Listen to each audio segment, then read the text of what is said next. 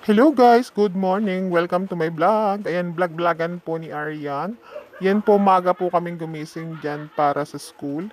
Dahil ngayon po ay buwan ng wika, so maagang gumising po lahat ng magulang. Mayroon po kasi kami kanya-kanyang toka sa pagluluto. May kanya-kanya kaming dalawa. Yung mga pagkain o mga sasarap na pagkaing Pinoy. Ayan. Tingnan nyo naman, bahala na po kayo humusga sa aking ayos na. Sa aking anak, hindi po ako ganong veterano.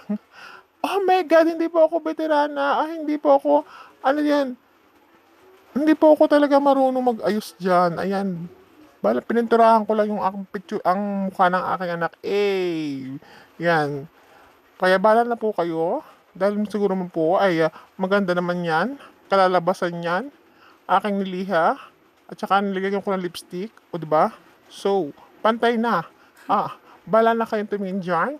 So, pupunta na tayo sa school. So, ang bilis namin, no? Wala nang, ano, wala nang panghumpay-humpay pa. School agad. Yan, nandiyan na kami ngayon sa school. Yan, tingnan nyo naman, lahat po ng magulang ay maagang gumising para lang po dito sa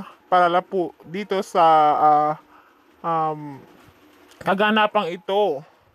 May mga alas 3, alas 4 ay gising na, may kanya-kanyang niluluto, palambutan ng luto, ayan, kung malambot na yung mani or mais, at talagang mayroon po naglaga ng ganon.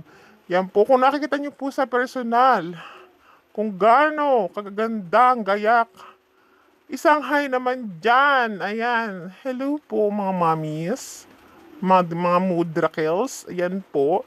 Kung nakikita nyo lang sa personal, hindi ko na isinamba sa bidyong ito. Pero kung nakikita nyo lang, ay talaga namang kagaganda ng gayak. Ala, walang magpatalo talaga. Yun ang sinasabi. Sama-sama lahat. Congratulations po sa lahat. Ayan po, tingnan nyo naman. O diga? Hindi ko lang malapitan, pero ang sarap po ng mga pagkain Pinoy. Ayan. Yo, iyan po ang sa aming gayak. Kayo nang humusga. Pero hindi ko na rin nilapitan.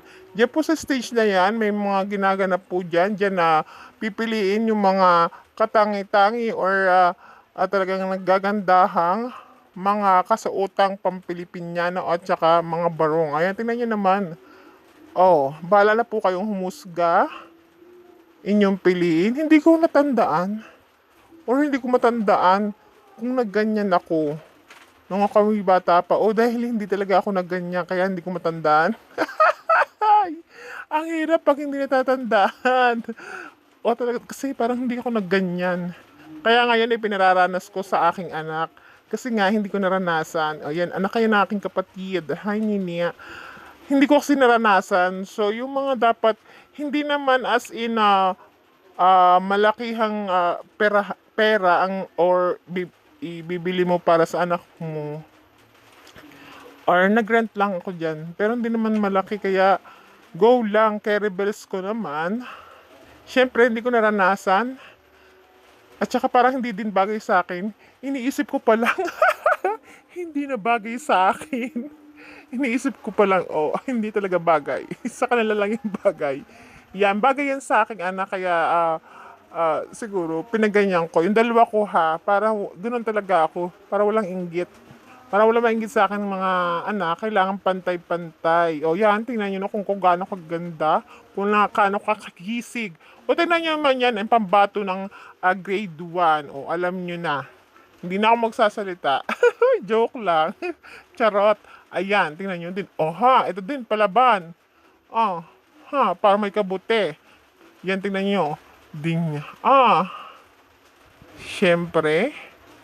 Ayan, ang mga kaibigan ng aking anak. Ayun ang aking anak yan, ang naghahay na iyan. Hindi ko na masyadong na-video ng aking anak eh. Hi, Kit! O, yan ang isa sa mga kaibigan ng aking anak din. Ayan. Tingnan nyo naman. Nakaka-proud yung, di ka nakaka-proud sa ating nakikita natin ang mga anak na ganito. Hindi nakakatuwa, parang kahit hindi naman mapili or mapili, talaga namang pinaghirapan niya ng ating mga magulang. Salamat po sa lahat ng magulang, sa lahat po ng teacher, lahat na nagpunta dito sa araw na ito Maraming salamat po sa inyo. Ayan, talaga namang kasaya ng araw na ito dahil nagkaisa. Ayan, dito uli ay yun ang isa sa mga katangian ng mga Pilipino. Hay! Ang pagkakaisa-isa, ayan, ang pagkakaisa, ayan. O diba, diyan mo kakita kung gaano katulungin ng mga Pilipino. Thank you!